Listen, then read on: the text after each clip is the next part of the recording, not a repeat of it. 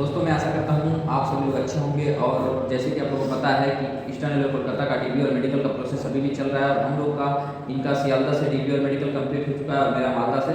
तो हम लोग डीबी और मेडिकल से जुड़ी हुई पूरी जानकारी और वहाँ पे जो भी इशू क्रिएट हुए अदर कैंडिडेट्स के उससे जुड़ी हुई पूरी जानकारी और आप लोग के जितने कमेंट्स से डाउट थे उसको लेते हुए हम लोग इस वीडियो के माध्यम से आप लोग के पूरे डाउट्स को क्लियर करने का कोशिश करेंगे, और अपना जो एक्सपीरियंस रहा डीबी और मेडिकल का उसको इस वीडियो के माध्यम से हम लोग शेयर करेंगे। तो इस वीडियो को आप लोग अंत तक जरूर देखें ताकि आपको पूरी जानकारी अच्छी तरीके से मिल पाए।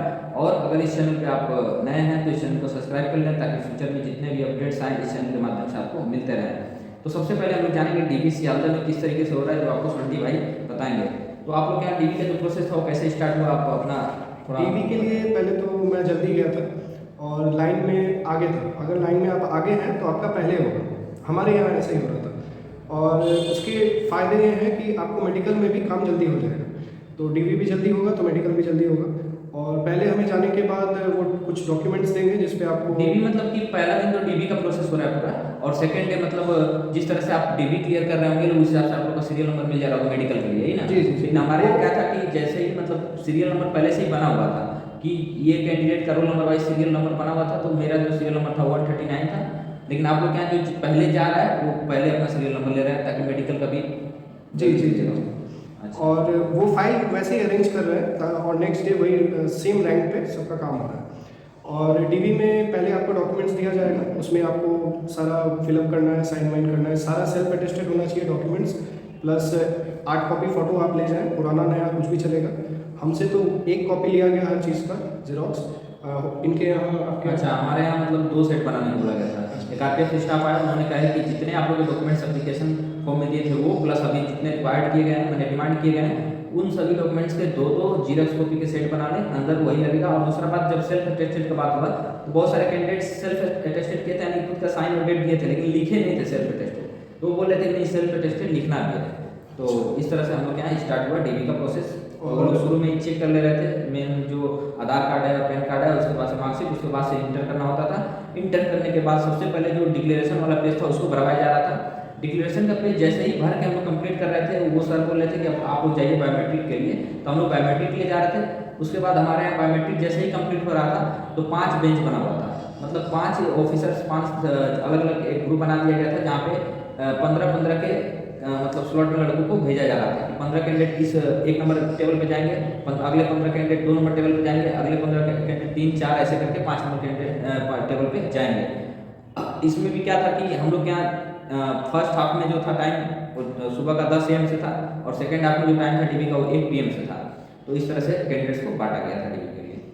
तो हमारे यहाँ भी सेम था, कोई ऐसा डिफरेंस नहीं है। बस ये जो सेल्फ अटेस्टेड इनके यहाँ लिखना था, हमारे वहाँ सेल्फ अटेस्टेड नहीं लिखना था, सिर्फ सेल्फ अटेस्टेड के नाम पे साइन और डेट लिखना था। और फ्रंट पेज में करना है, बहुत पेशेंट क्या कहते हैं कि पेज के बैक साइड में कर दिया है, तो बैक साइड में नहीं करना है। सेल्फ अटेस्टेड जो करना है आपको फ्रंट पेज पे ही, कोई स्पेस जहाँ खाली है वहाँ पे आपको कर लेना है। वही करना है।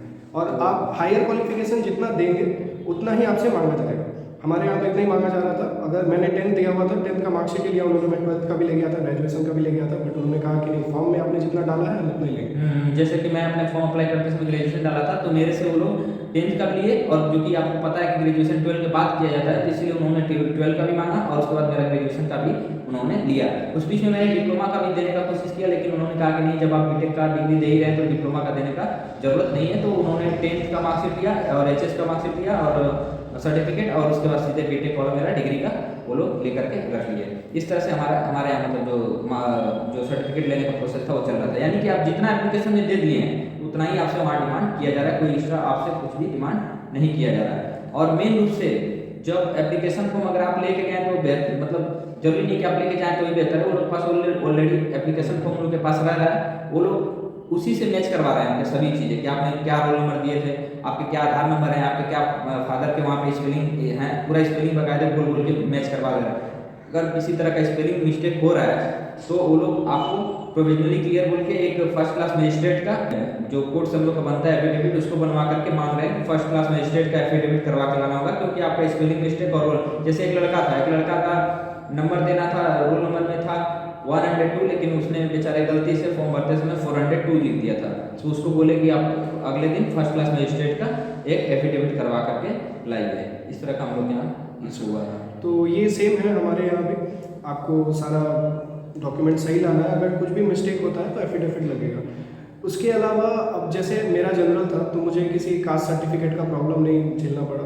आपके यहाँ ओबीसी के लेके ओबीसी को लेकर हमारे यहाँ तक बोल रहे थे कि 2018 से 19 के बीच का अगर आपके पास ओबीसी है तो आप हमको दें। जो लड़के नहीं दे पा रहे थे उनको बोल रहा था, मतलब ऊपर में जो रजिस्टर बन रहा था उसके ऊपर प्रोविजनली क्लियर लिखा जा रहा था और शो कॉज नोटिस बोल के आरआरसी कोलकाता भेजा जा रहा था। तो इसको लेके आप लोग को ज़्यादा टेंशन नहीं लेना है, वहाँ पे भी जाकर सेम अपना प्रॉब्लम रखना है। जैसे कि आप लोग को अगले लास्ट वीडियो मैंने बताया था कि हम लोग को क्या बोलना है। बोलना ये है कि उसमें बताया गया जब नोटिफिकेशन आया था कि आपको डीपी के टाइम 1 ईयर से अंदर का ओबीसी सर्टिफिकेट चाहिए, तो इसीलिए हम लोगों ने अप्लाई नहीं करा था और नहीं बनवाया था।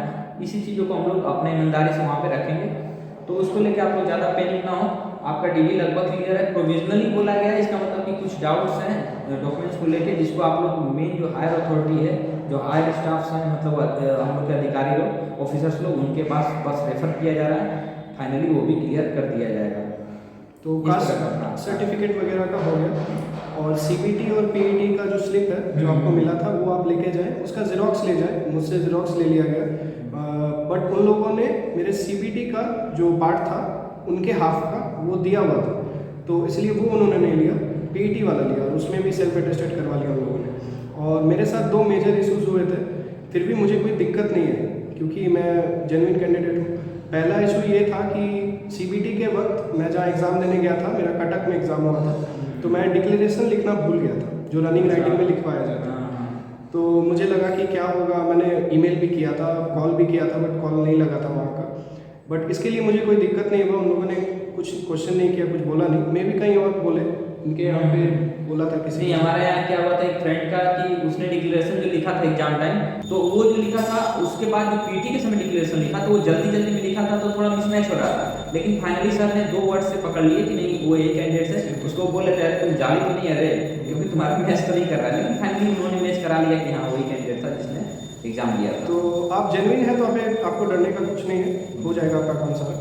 और इसके बाद सारा डॉक्यूमेंट चेक हो जाने के बाद आप वहाँ से जाएंगे, आपका मेमो बनेगा मेडिकल के लिए। नेक्स्ट डे मेडिकल हुआ सियादा में ही, बीआर सिंह हॉस्पिटल है। 24 रुपये का जो मतलब स्लिप कटवाना पड़ रहा है, उसके बाद आपको एक अलग से एडमिट कार्ड दिया जाएगा मेडिकल के लिए। जब आप डीबी क्लियर कर लेंगे तो आपको एक अलग से एडमिट कार्ड प्रोवाइड किया जाएगा मेडिकल के लिए। वही एडमिट कार्ड को लेके अगले दिन मेडिकल जो हॉस्पिटल है वहाँ पे पहुँचना है, और वही एडमिट कार्ड पे वो लोग 2 स्लिप देंगे, जिसमें से आपका एक मेमो रहेगा जिसमें आपका पूरा मेडिकल का डिटेल्स वो लोग नोट करेंगे। यानी जब आपका एक्सरे होगा तो एक्सरे का नोट करेंगे, जब यूरिन टेस्ट होगा तो यूरिन, बाकी विजन टेस्ट जो भी होंगे, मतलब पूरे डिटेल्स उसी में नोट डाउन होंगे। अब हम लोग जो बात करने वाले हैं वो मेनली अब बात करेंगे मेडिकल से जुड़ा हुआ। अगर आपको डीबी से जुड़ा हुआ कोई डाउट्स रह गए हो तो आप लोग कमेंट बॉक्स में कमेंट करिएगा, हम लोग उसका रिप्लाई देने का कोशिश जरूर करेंगे। और एक बात और छूट गया था कि मेरा पीईटी के वक्त थंब नहीं मैच हो रहा था, तो उस टाइम में उन्होंने दिक्कत नहीं किया। उन्होंने पहले ट्राई किया काफ़ी बार, जब नहीं हुआ तो उन्होंने लिख के छोड़ दिया कि चलो ठीक है जेन्युइन कैंडिडेट है। बट जब नेक्स्ट टाइम गया था तो मुझे डर था कि वापस अगर ना मैच हो, तो मैंने बायोमेट्रिक अपडेट कराया था आधार कार्ड का, तो वो आने में वक्त लगता है, तो अभी तक आया नहीं है। तो मुझे लगा कि अगर कोई दिक्कत हो क्या करूँगा मैं, तो वहाँ पे भी मेरा 1-2 बार अटक रहा था, बट ऐसा नहीं था कि पैनिक करने का कुछ था। 2-3-4 बार किया तो मेरा मैच कर गया।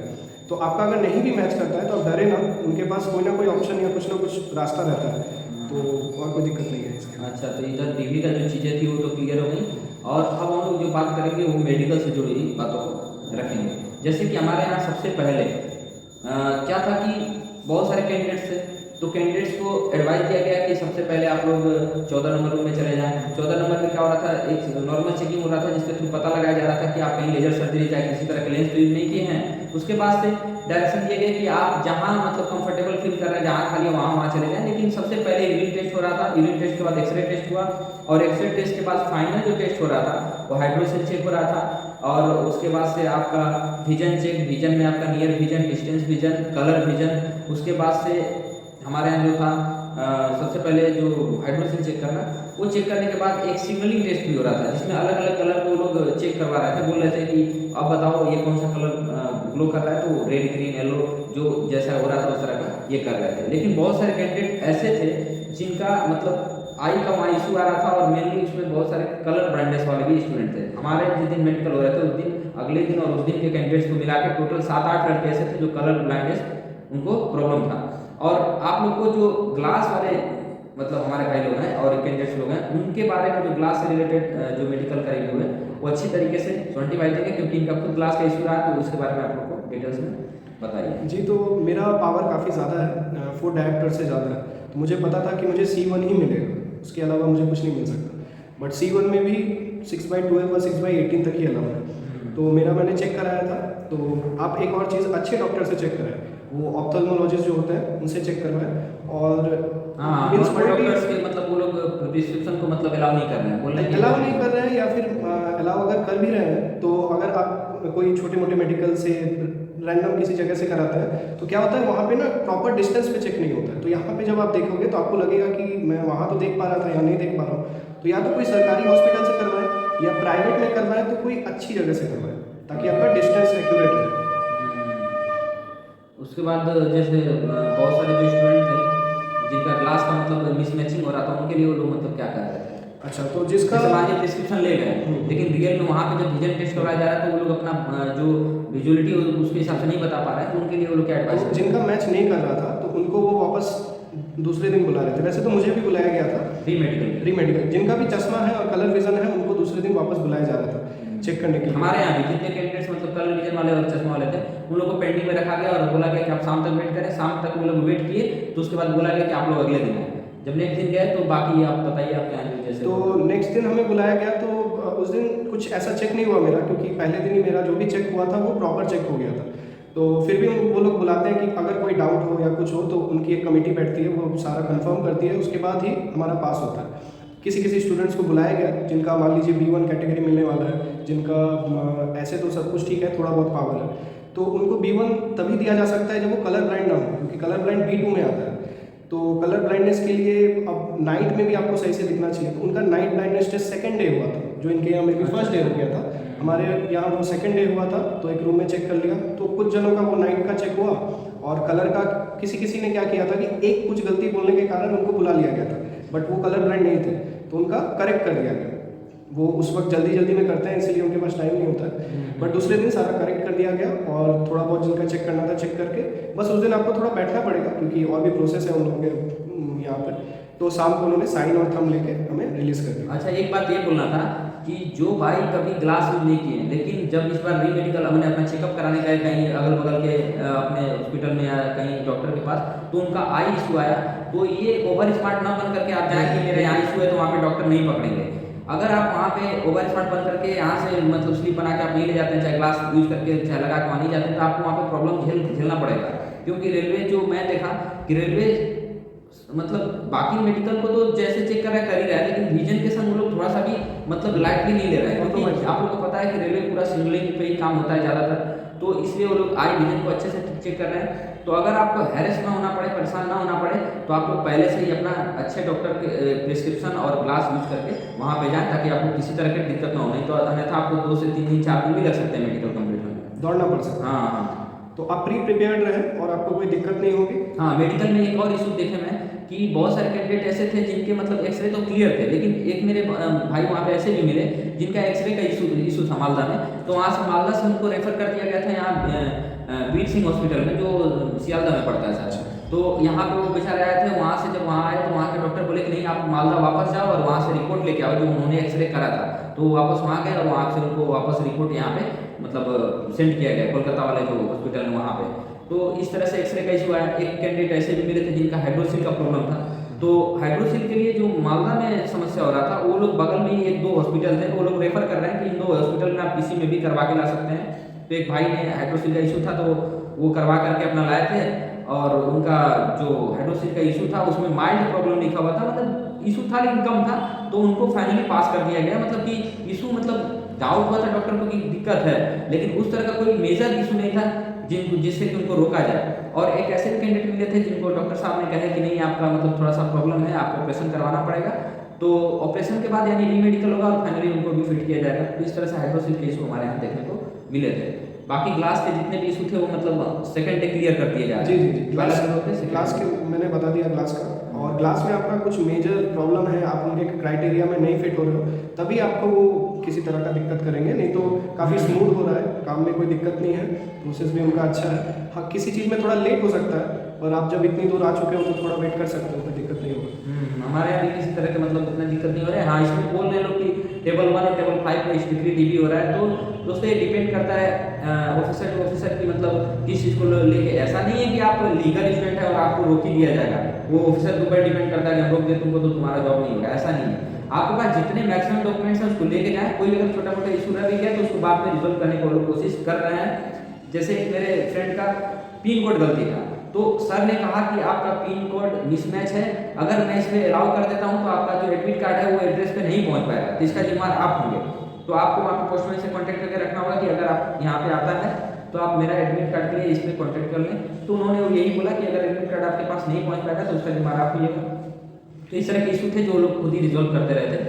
तो हमको नहीं लगता कि किसी बात का आप लोग को टेंशन लेने की जरूरत है, चाहे वो मेडिकल से जुड़ा हुआ हो चाहे किसी भी डीबी से जुड़ा हुआ हो। बशर्ते 100 कॉज नोटिस जो दे रहे हैं लोग उसको लेके एक बार आरसी जाने का आप लोग कोशिश करें, मैटर को बोलें कि हाँ इस तरह का मैटर रहा है, और फाइनली देखिएगा जो ओबीसी का मैटर है उसको रिजोल्व भी कर लिया जाएगा, क्योंकि वो बहुत बड़ा इशू नहीं है। बहुत सारे मैक्सिमम ऐसे कैंडिडेट मिल रहे थे, ज़्यादातर ऐसे कैंडिडेट मिल रहे थे जिनके पास 2018 से 19 के बीच का ओबीसी नहीं था। इस तरह के बातें थी। तो और किसी तरह का अगर आप लोग को डाउट्स है तो आप लोग कमेंट बॉक्स में कमेंट करिएगा, हम लोग आप लोग के डाउट्स का रिप्लाई देने का प्रयास जरूर करेंगे। और कुछ बोलना है आपको शांति भाई? जी नहीं, और ऑल द बेस्ट सबको। आप लोग अच्छे जिन से भाइयों का मेडिकल और डीबी बचा हुआ है उनके लिए हम लोग की तरफ से ऑल द बेस्ट। और आप लोग प्रेशर और किसी तरह के पैनिक ना हो, आप लोग लाइटली जाएं, टेंशन फ्री जाएं। मैं आशा करता हूँ सभी का डीबी और मेडिकल क्लियर होगा। तो हम लोग मिलते हैं नेक्स्ट वीडियो में।